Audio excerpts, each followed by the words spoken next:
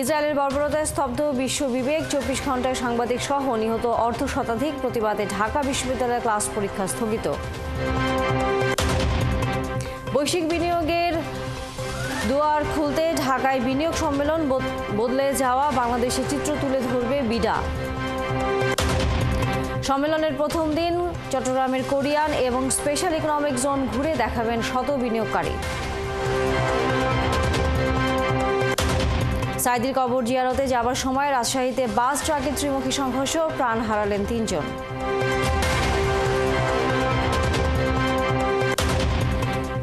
ঈদের লম্বা ছুটির পর ইসির প্রথম বৈঠক। নিবন্ধন পেতে শর্ত শিথিলের আবেদন করবে জাতীয় নাগরিক পার্টি এনসিপি।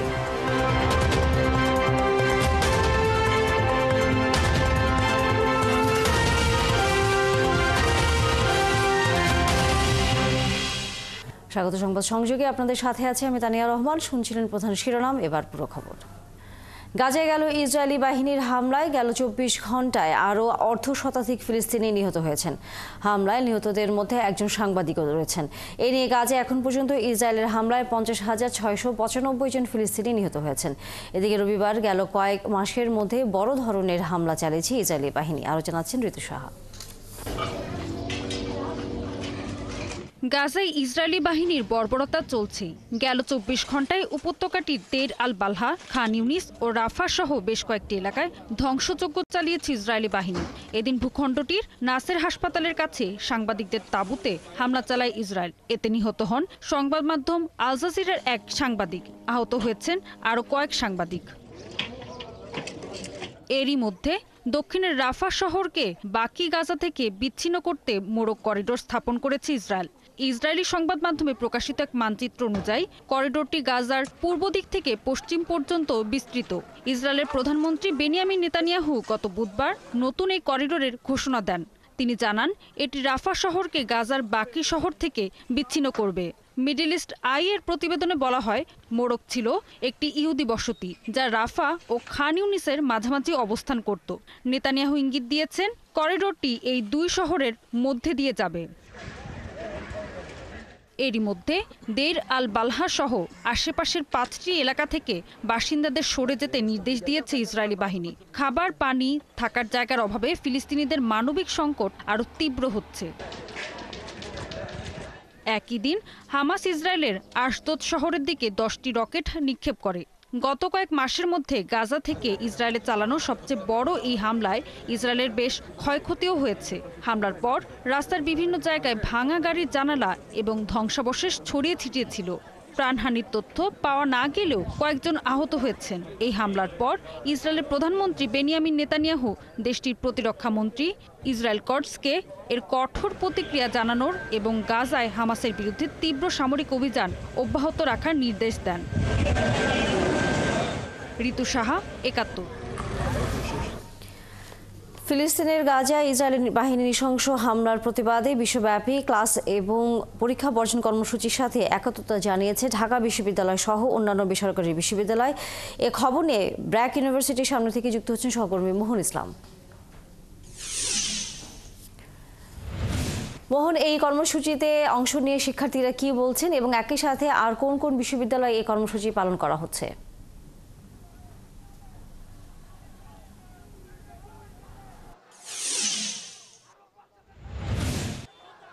তানিয়া, আপনি জানেন যে গাজা তথা প্যালেস্টাইনে যে ইসরায়েলি জেনোসাইড চলছে, গণহারে মানুষ হত্যা করছে, গাজাকে একটি মৃত্যুপুরীতে পরিণত করেছে। চলমান যে জেনোসাইডের মধ্যে কিন্তু সারা বিশ্বে কিন্তু তার বিরুদ্ধে আপনার এক ধরনের প্রতিবাদ জেগে উঠেছে ইসরায়েলের বিরুদ্ধে, এবং তার অনুযায়ী কিন্তু বাংলাদেশে কিন্তু আজকে বিভিন্ন বিশ্ববিদ্যালয় সহ বিভিন্ন শিক্ষা প্রতিষ্ঠান আপনার নো ক্লাস নো ওয়ার্কের যে ঘোষণা, সেই ঘোষণার মধ্য দিয়ে কিন্তু আপনার আজকে কর্মসূচি পালন করছে। আমরা ব্র্যাক ইউনিভার্সিটির সামনে আছি। এর আগে ঢাকা বিশ্ববিদ্যালয়ে ছিলাম, সেখানে পরীক্ষা বর্জন করা হয়েছে, ক্লাস বর্জন করা হয়েছে।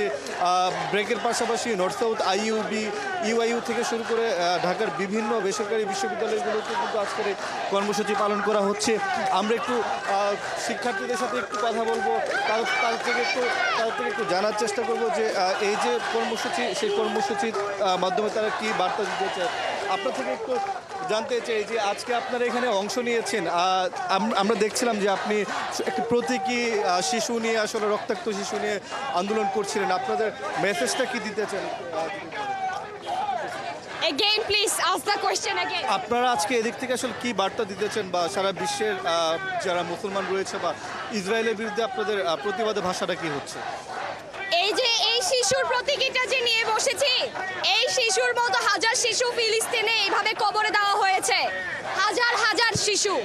এই ধরনের শিশুকে আপনি বলছেন যে ওরা কোনোভাবে থ্রেটেনিং, এটা কোনো থ্রেটেনিং এর কিছু না। এখন ওরা শুধুমাত্র ওদের পাওয়ার খাটাতে চাচ্ছে ফিলিস্তিনদের উপর, পুরো বিশ্ববাসীর মুসলিমদের উপরে। আর আমরা মুসলিমরা হিসেবে ফেলড হয়েছি। সৌদি আরব এখনো চুপচাপ বসে আছে। কাতার সেখানে কালকে রং বেরঙের উৎসব করে বেড়াচ্ছে আকাশে। এটা আসলে শেইমফুল বিষয়। আল্লাহ খোদাকে একদিন জবাব দিতে হবে, ভাই বোনদেরকে জবাব দিতে হবে। ওরা আমাদেরকে জিজ্ঞেস করবে যে আমরা ওদের জন্য এটা তো একটা হিউম্যানিটেরিয়ান ইস্যু, মানবতার বিষয়। আসলে ফিলিস্তিনের জন্য সাপোর্ট শো করার জন্য আপনার মুসলিম হতে হবে না, আপনার মানুষ হতে হবে। আপনার যদি ভিতরে মনুষ্যত্ব থাকে, অবশ্যই ইউ উইল সাপোর্ট প্যালেস্টাইন। ধন্যবাদ। আমরা আরো কয়েকজনের সাথে একটু কথা বলবো। আপনার থেকে যদি একটু জানি, আপনারা আজকে এই ইসরায়েলের বিরুদ্ধে এখানে বসেছেন, দাঁড়িয়েছেন প্যালেস্টাইনের পক্ষে।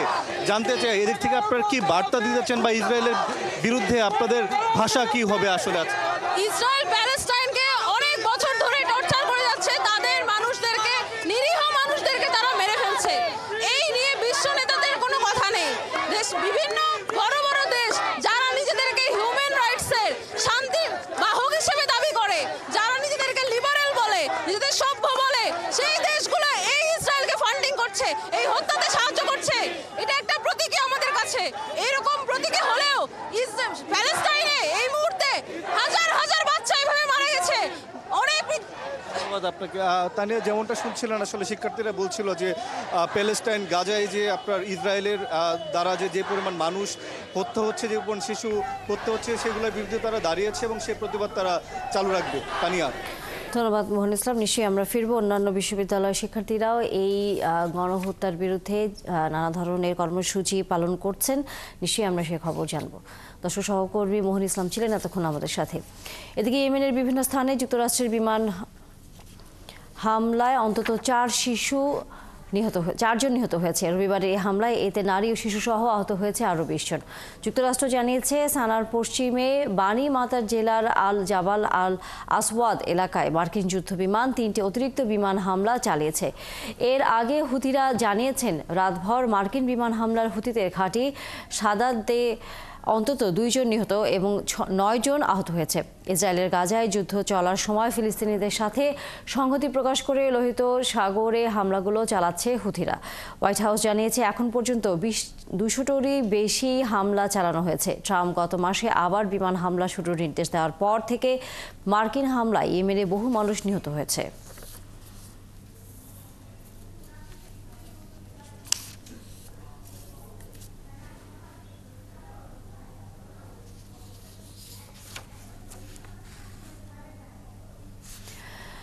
দর্শক, আজ থেকে শুরু হয়েছে বাংলাদেশ ইনভেস্টমেন্ট সামিট 2025। রাজধানীর হোটেল ইন্টারকন্টিনেন্টালে 4 দিন ব্যাপী এই সামিটে যোগ দিচ্ছেন 40টি দেশের ব্যবসায়ী এবং বিনিয়োগকারীরা। সেই খবর নিয়ে যুক্ত আছেন সহকর্মী সুশান্ত সিনহা।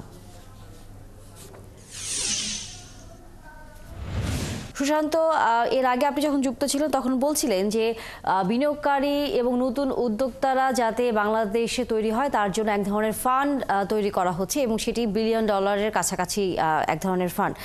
এই ফান্ডটির প্রক্রিয়াটি আসলে কি এবং কোন কোন খাতকে সামনে রেখে এই ফান্ডটি আসলে তৈরি করা হচ্ছে বা আগ্রহর জায়গা তৈরি করছে?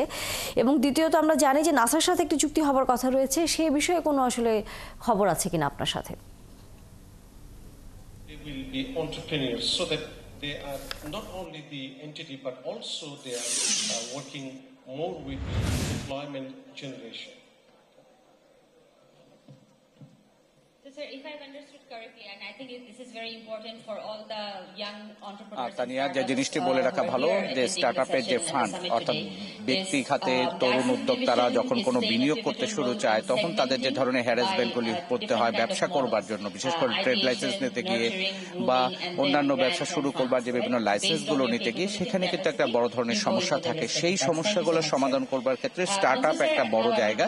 সেখানে বিনিয়োগ করবার জন্য 1 মিলিয়নের একটা ফান্ড, এটা মূলত ইনফিউশন মোড নামে একটা প্রতিষ্ঠান যৌথভাবে তারা করেছে, এখান থেকে সহায়তা দেওয়া হবে। এটা বিস্তারিত এখনো আমরা তাদের কাছ থেকে জানতে পারিনি, তারাও জানাতে চায়নি এখনই। তবে এখানে যে আলোচনাটা হচ্ছে সেটি হচ্ছে যে স্টার্টআপ কানেকশন, অর্থাৎ বাংলাদেশে যারা নতুন করে ব্যবসা বা বিনিয়োগ করতে চান সেই তরুণ উদ্যোক্তাদেরকে এখানে সহযোগিতা করবার জন্য আন্তর্জাতিক যে বিনিয়োগকারী যে প্রতিষ্ঠানগুলো আছে তাদেরকে যুক্ত করবার জন্য এই স্টার্টআপ কানেকশন, এর নাম দেওয়া হয়েছে বাংলাদেশ স্টার্টআপ কানেক্ট। অর্থাৎ বাংলাদেশে উদ্যোক্তার অভাব নেই, অভাব হচ্ছে যেটা সেটা হচ্ছে তহবিল, অভাব যেটা সেটা হচ্ছে লাল ফিতার দৌরাত্ম্য, অভাব হচ্ছে আমাদের যে সিস্টেমের যে সমস্যাগুলো সেগুলোকে লিবারালাইজ করা বা আরো সহজকরণ করবার ক্ষেত্রে বিডা, বাংলাদেশ বিনিয়োগ উন্নয়ন কর্তৃপক্ষ, তারা ভূমিকা পালন করে। যেমন ট্রেড লাইসেন্সের কথা বললাম যে প্রতি বছর একটা ট্রেড লাইসেন্স নিতে গেলে তার বাবা মায়ের নাম, ঠিকানা, জন্ম তারিখ থেকে শুরু করে এত কিছু দিতে হয়। এটা কিন্তু একটা মানে ব্যবসা বা উদ্যোক্তা, নতুন প্রতিষ্ঠান কিংবা তো আপনি যেখানে শুরু করবেন ভাড়া একটা দোকান নিতে গেলে সেখানে আপনাকে ডিড করতে গেলে যে ধরনের হ্যাসেলগুলি পোহাতে হয় সেটা কমানোর জন্য বিডা কাজ করছে। এখন এই মুহূর্তে বাংলাদেশ ব্যাংকের গভর্নর তিনি কথা বলতেছেন এই বিনিয়োগ সম্মেলনের উদ্বোধনে। আমরা একটু গভর্নরের কথা শুনতে চাই। This is one area I think Bangladesh Bank, since I joined the Bangladesh Bank, we have been thinking about how to extend our support to this group of innovative minds so that they can flourish. We need to create that environment.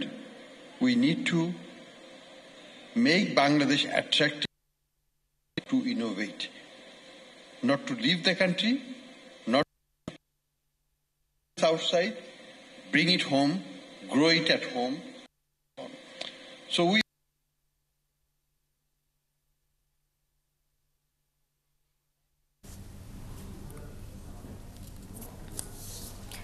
Sushant, আমরা ফিরবো নিশ্চয়ই আবার আপনার কাছে। দর্শক সহকর্মী সুশান্ত সিনহা বিনিয়োগ সম্মেলন শুরু হয়েছে সে খবর নিয়ে যুক্ত ছিলেন আমাদের সাথে। বিদেশি বিনিয়োগকারীদের আকৃষ্ট করতে ঢাকায় শুরু হলো বাংলাদেশ বিনিয়োগ সম্মেলন 2025। 40টি দেশের বড় বড় কোম্পানিগুলোর প্রতিনিধিরা এই সম্মেলনে যোগ দিয়েছেন। বাংলাদেশের সামষ্টিক অর্থনীতি স্থিতিশীল হওয়ায় এই সম্মেলনের মধ্য দিয়ে নতুন বিনিয়োগের ব্যাপারে আশাবাদী বিটার চেয়ারম্যান আশিক চৌধুরী। বিস্তারিত সুশান্ত সিনহার রিপোর্টে। 40টি দেশের ব্যবসায়ী ও বিনিয়োগকারীদের অংশগ্রহণে শুরু হলো বাংলাদেশ ইনভেস্টমেন্ট সামিট। বাংলাদেশে বিনিয়োগ পরিস্থিতির ইতিবাচক চিত্র তুলে ধরতে গুরুত্বপূর্ণ ভূমিকা রাখবে 4 দিনের এই সম্মেলন। এর মাধ্যমে বিদেশি বিনিয়োগকারীদের আকৃষ্ট করা সম্ভব হবে বলে মনে করছেন উদ্যোক্তারা। আমি তো খুবই আশাবাদী। বাংলাদেশের বিনিয়োগ যে ব্যবস্থা সেটার ব্যাপারে তো আমরা একটা বড় রিফর্মের প্রসেসের ভিতর দিয়ে যাচ্ছি এখন। তো বাংলাদেশের যে বিজনেস কেস সেটা কিন্তু অনেক দিন ধরেই ছিল এবং আমরা সবসময় বলেছি যে আমাদের এফডিআই টু জিডিপি রেশিওটা ঠিকভাবে কাজ করছে না, কেন করছে না। তো সেই ফ্যাক্টরগুলো যেহেতু ছিল এখন তার উপরে আমরা রিফর্মটা টপ করছি এবং বাংলাদেশ একটা ট্রান্সফরমেশনের ভিতর দিয়ে গেছে। তো যখন নতুন বিনিয়োগকারীরা এবার আসবেন এসে দেখবেন যে বাংলাদেশ আসলেই আমরা নিজেদেরকে বদলে একটা জেনুইনলি ইনভেস্টেবল আউটফিটে পরিণত করার চেষ্টা করছি। আমি খুবই বিশ্বাস করি যে এই সামিটের মাধ্যমে আমরা নতুন করে একটা কনভারসেশন শুরু করব যেটা over medium long term period will result into a very very big pipeline of FDI. মূল্যস্ফীতি কমতে শুরু করেছে, সাথে রেমিটেন্স প্রবাহ বৃদ্ধিতে বাংলাদেশের সামষ্টিক অর্থনীতি এখন অনেকটা স্থিতিশীল, যা নতুন বিনিয়োগের জন্য গুরুত্বপূর্ণ দিক বলে জানান বাংলাদেশ ব্যাংকের গভর্নর। বাংলাদেশকে অনেক উৎসব হয়ে গেছে, এখন কিন্তু রিজার্ভেশন নেওয়া হচ্ছে আগে থেকেই বন্ধ করে দিচ্ছে, কারণ আমরা যে আকর্ষণ করেছিলাম তার থেকে বেশি রেসপন্স আমরা পেয়েছি। আমরা মনে করি এটা একটা সাকসেসফুল ইভেন্ট এবং বাংলাদেশে যে নতুন রাজনৈতিক চিন্তাধারা, আমাদের যে রিফর্মের যে আমাদের ইচ্ছা প্রকাশ এবং কার্যকর পদক্ষেপ, আমাদের ম্যাক্রো ইকোনমিক যে স্টেবিলিটিটা আমরা অর্জন করতে পেরেছি, এগুলো কিন্তু দৃশ্যমান হচ্ছে এবং এটা বিনিয়োগকারীদের কাছে আরও সুস্পষ্টভাবে তুলে ধরা যায়। অনেক বড় বড় কোম্পানির লোকজন আসছেন, কয়েকশো কোম্পানি থেকে আমরা এক্সপেক্ট করছি গেস্টদেরকে। সো তার মধ্যে অনেক বড় বড় রিটেইলারও আছেন যাদের সাথে আপনারা আজকে কথা বললেন। এখানে আমাদের বিনিয়োগকারীরা বা ব্যবসায়ীরা বাংলাদেশ এসেছেন, তাদের কাস্টমাররাও আছেন। আবার বাংলাদেশে ইনভেস্ট করতে চান, এরকম ডিরেক্ট ইনভেস্ট করতে চান, এরকম অনেক কাস্টমার আছেন। সো আমরা আশা করছি এটা ওভারঅল ইকোনমিতে in the medium and long term একটা স্ট্রং ইম্প্যাক্ট রাখবে। হোটেল ইন্টারকন্টিনেন্টালে এই বিনিয়োগ সম্মেলন চলবে আগামী 10 এপ্রিল পর্যন্ত। বলেছিলাম যে আমাদের একটা মধুর সমস্যা। সুশান্ত সিনহা, 71, ঢাকা। বাংলাদেশ ইনভেস্টমেন্ট সামিটের অংশ হিসেবে বিদেশি বিনিয়োগকারীদের 100 জনের একটি প্রতিনিধি দল চট্টগ্রামে কোরিয়ান এক্সপোর্ট প্রসেসিং জোন পরিদর্শন করেছেন। বিশেষ বিমানে করে সকালে চট্টগ্রাম যান বিনিয়োগকারীরা। এদের মধ্যে দক্ষিণ কোরিয়া 26 সদস্যের একটি প্রতিনিধি দল রয়েছে। এই বিদেশি বিনিয়োগকারীরা চট্টগ্রামের মিরসরাইয়ের ন্যাশনাল স্পেশাল ইকোনমিক জোনও পরিদর্শন করবেন। এর মধ্য দিয়ে চট্টগ্রামের শিল্পাঞ্চলগুলোতে বিনিয়োগ বৃদ্ধির সাথে সাথে বিভিন্ন উন্নয়ন হবে বলে আশা করছে কর্তৃপক্ষ। বাংলাদেশ ইনভেস্টমেন্ট সামিটের মূল লক্ষ্য জুলাই বিপ্লব পরবর্তী অর্থনৈতিক সংস্কার প্রদর্শন এবং দীর্ঘমেয়াদী বিনিয়োগ সংযোগ তৈরি করা।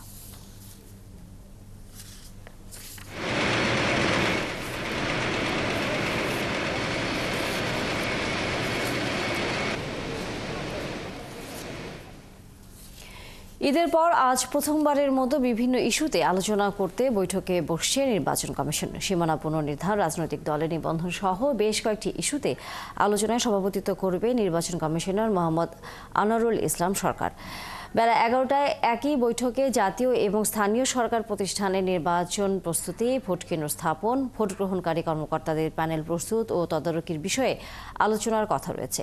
এদিকে জাতীয় এবং স্থানীয় নির্বাচনের প্রবাসীরা প্রক্সি ভোট পদ্ধতিতে ভোট দেওয়ার বিধান আরপিওতে যুক্ত করার প্রস্তাব করবে ইসি। একজন প্রবাসী ভোটার তার বাবা মা, ভাই বোন, স্বামী স্ত্রী ও ভাই বোনের সন্তানদের মধ্য থেকে নিজের প্রতিনিধি নির্বাচন করবেন। নির্বাচিত ব্যক্তি ভোটের দিন ওই প্রবাসী ব্যক্তির প্রক্সি ভোট দিতে পারবে।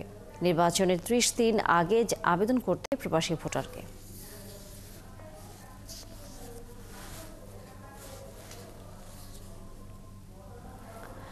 নতুন রাজনৈতিক দল হিসেবে নিবন্ধন পেতে নির্বাচন কমিশনের বিদ্যমান শর্ত শিথিলের আবেদন করবে জাতীয় নাগরিক পার্টি এনসিপি। কমিশনের বেঁধে দেয়া সময়ের মধ্যে নিবন্ধনের শর্ত পূরণ করা নিয়ে জটিলতা থাকায় সময় বাড়ানোর আবেদন করার কথা ভাবছে দলটির নেতারা।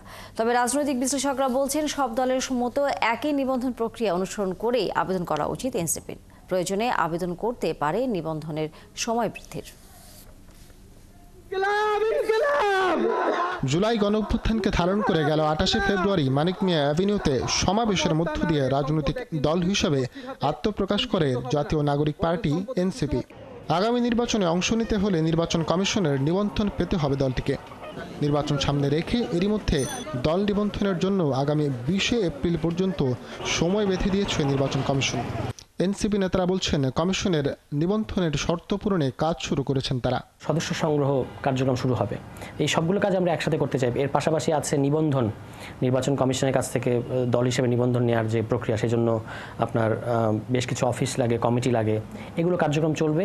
এটা আবার আমাদের যে বৃহত্তর যে সাংগঠনিক বিস্তৃতি সারা দেশে, সেটারও অংশ হিসেবে আমরা এটাকে নিচ্ছি। আগামী 2 মাস ব্যাপী বা 1.5 মাস ব্যাপী একটা পরিকল্পনা আমরা খুব শীঘ্রই প্রকাশ করব। তবে নিবন্ধনের শর্ত হিসেবে দলে অন্তত একজন সংসদ সদস্য থাকা, নির্বাচনে অংশ নেওয়া প্রার্থীর মোট ভোটের ন্যূনতম 5% ভোট পাওয়া এবং 1/3 জেলা ও 200 উপজেলায় দলীয় কার্যালয় থাকার বিধান সহ 200 ভোটারের সমর্থনের যে বিধান রয়েছে তা নিয়ে প্রশ্ন আছে দলটির নেতাদের।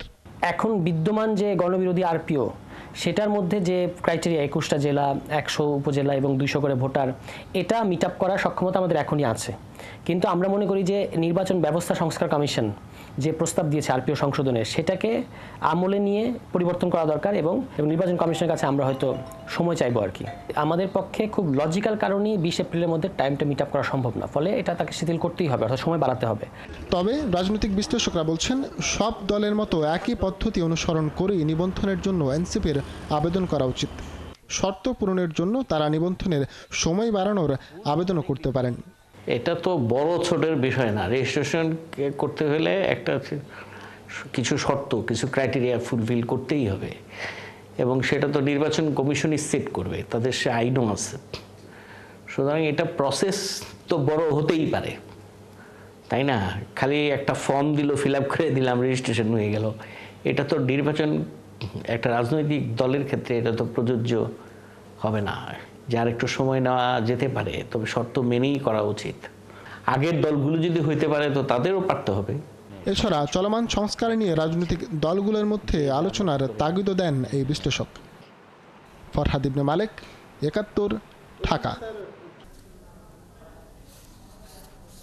দর্শক, আমরা এই মুহূর্তে যেতে চাই রাজশাহীতে। সেখানে গাজায় যে ইসরায়েলি বাহিনীর বর্বর হামলা হয়েছে এবং সেটি নিয়ে বাংলাদেশে অন্যান্য সারা বিশ্বের মতো বিশ্ববিদ্যালয়ের শিক্ষার্থীরা আন্দোলন করছেন, প্রতিবাদ জানাচ্ছেন। আমরা যেমন ঢাকার খবর জেনেছিলাম, এই মুহূর্তে আমরা জানবো রাজশাহীর খবর। আমাদের সহকর্মী রাশেদুল হক রুশো যুক্ত হয়েছেন এই খবর নিয়ে। রুশো, বিশ্ববিদ্যালয়ের শিক্ষার্থীরা এই গাজায় গণহত্যার বিষয়ে যে প্রতিবাদ জানাচ্ছে, সেখানে তারা কি ধরনের বক্তব্য দিচ্ছে? এবং আমরা জানি যে ঢাকা বিশ্ববিদ্যালয়ের শিক্ষার্থীরা এই মুহূর্তে ক্লাস এবং পরীক্ষা বর্জন করেছে। এরকম কোনো কর্মসূচি রাজশাহী শিক্ষার্থীদেরও কোনো অবস্থান দেখছেন কিনা? রাজশাহী বিশ্ববিদ্যালয়ের গাজায়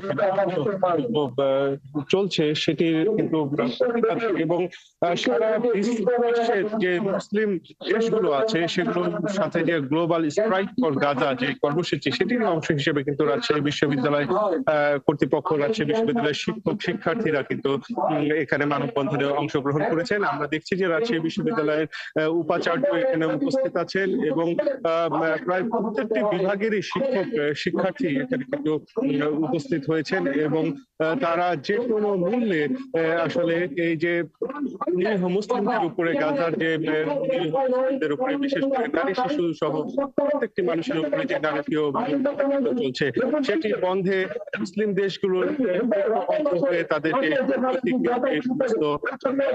প্রক্রিয়া সেইগুলো কাজগুলো বর্তমান সরকারের প্রতিও তারা এখান থেকে আহ্বান জানাচ্ছেন। বাংলাদেশ সরকারের পক্ষ থেকেও যদি যে সমস্ত আসলে যে কাজগুলো করা দরকার সেগুলো কিন্তু যেন দ্রুত কূটনৈতিকভাবে তুলে ধরা হয়, সেই বিষয়গুলো কিন্তু বলা হচ্ছে। আমরা দেখছি যে এখানে কিন্তু খন্ড খন্ড মিছিল নিয়ে ক্যাম্পাসের বিভিন্ন বিভাগ থেকে শিক্ষার্থীরা এসে জড়ো হচ্ছে। এই যে জমায়েত এটি কিন্তু বড় আকার ধারণ করছে এবং এখানে বিভিন্ন ডিসপ্লের মাধ্যমে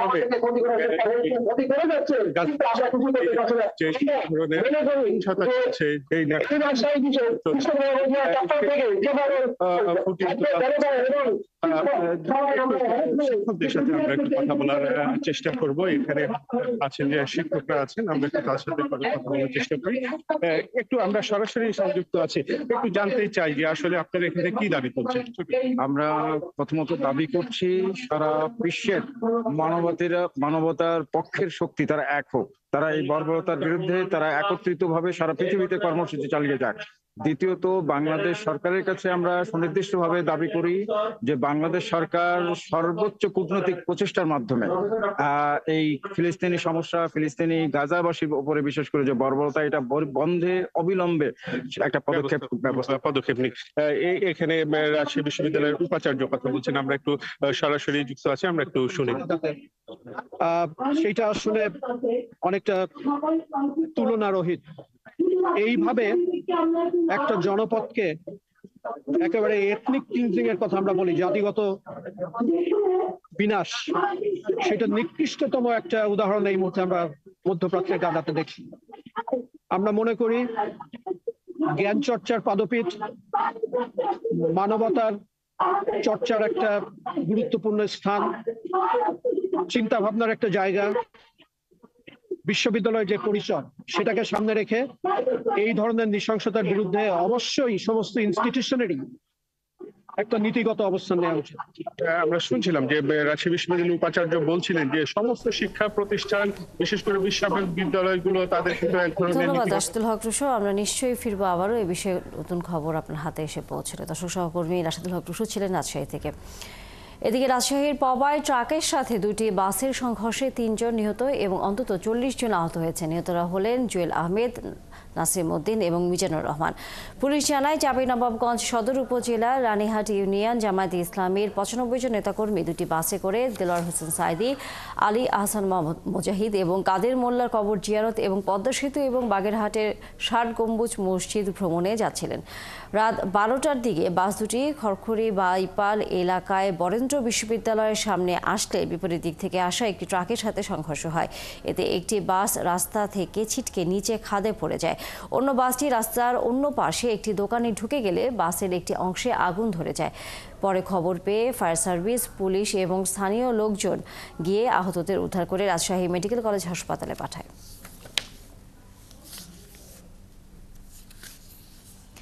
দেশের ইতিহাসে এক মাসে সর্বোচ্চ রেমিটেন্স এসেছে মার্চে, রেকর্ড $3.29 বিলিয়ন, যা গত বছরের মার্চের চেয়ে 65% বেশি। বাংলাদেশ ব্যাংকের দাবি, তাদের নেয়া নানা পদক্ষেপ এবং পট পরিবর্তনের ফলে প্রবাসীদের দেশপ্রেমে জাগ্রত হওয়ার ফলেই রেমিটেন্সের এই বৃদ্ধি।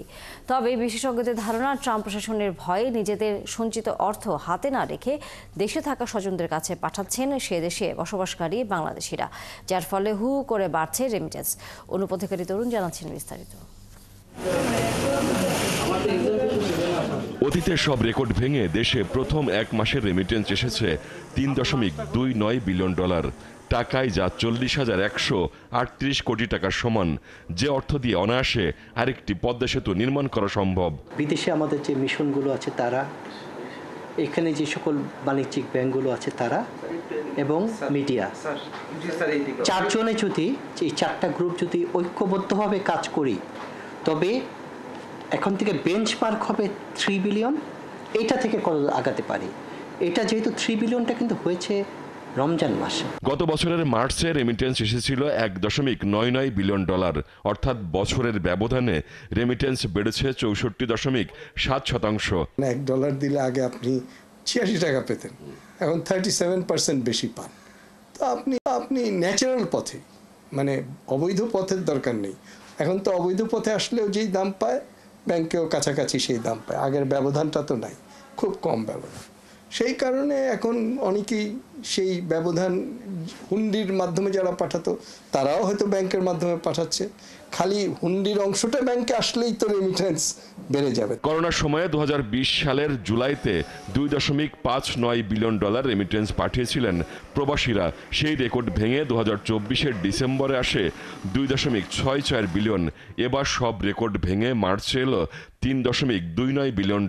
যদি নেট ধরেন, এই যে ফরেন গার্মেন্টস সেক্টরের ফরেন এক্সচেঞ্জ আর্ন করার জন্য যে পরিমাণে ইম্পোর্ট করতে হয়, আপনি যদি ইম্পোর্ট ওখানে মাইনাস করেন, তাহলে কিন্তু সেকেন্ড পজিশনে নেমে আসে এবং হাইয়েস্ট পজিশনে থাকে হচ্ছে আপনার এই জনশক্তি রপ্তানির যে আয়, তাদের জন্য কোনো ফরেন কারেন্সি খরচ করতে হয় না। আমেরিকা থেকে তো সাধারণত আমাদের দেশের যে সমস্ত লোকজন যায়, তাই না, তারা তো এখন আমেরিকান ফরেন পলিসির জন্য তো তারা এখন একটু মানে ভীত সন্ত্রস্তি আছে। এখন তাদের টাকা পয়সাগুলো ঠিকমতো আবার নাকি আমেরিকান গভর্নমেন্ট নিয়ে এনে সেই ভয় হয়তো বা পাঠিয়ে দিতে পারে, সেটা একটা বড় কারণ হতে পারে। রেমিটেন্সে ভর করে দেশে রিজার্ভও বাড়ছে। বাংলাদেশ ব্যাংকের হিসেবে 6 এপ্রিল পর্যন্ত গ্রস রিজার্ভের পরিমাণ দাঁড়িয়েছে $25.63 বিলিয়ন, BPM6 হিসেবে $20.47 বিলিয়ন। অনুপথিকারী তরুণ, 71, ঢাকা। দর্শক, এই মুহূর্তে আমরা যেতে চাই বিনিয়োগ সম্মেলন 2025-এ। সেখানে বাংলাদেশ ব্যাংকের গভর্নর কথা বলছেন, আমরা সরাসরি যুক্ত হচ্ছি। What are the policies, etc., will be taking place around the fund of fund. So if you can give us an overview of where the fund of fund progress is, how soon can we see it, or what are the recent updates on that, sir? These questions could be comfortably answered by our finance secretary, but unfortunately he's very busy with 3 of the respected advisors today with 5 other secretaries, so he apologized for not attending today's program, but he said some to his declaration, his view. I would like to announce that into this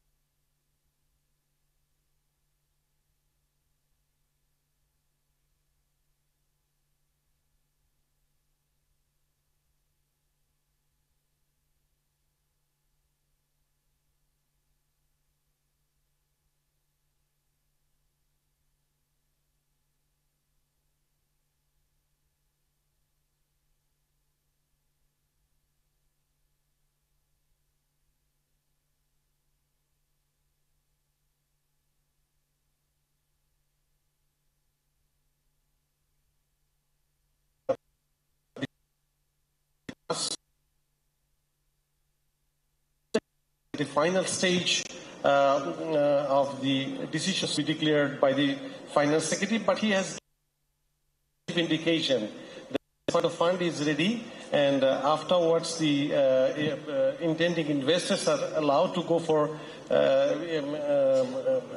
applying their intentions to our system immediately after this. The other one is that concerning the financial institution of our country, which is a bank or any other financial institution, it's not official purpose vehicle. Our respected governor sir was saying that yes, under the auspices of this purpose vehicle, the very big source of this. This panel is all about good news today. There is fund of fund finally coming.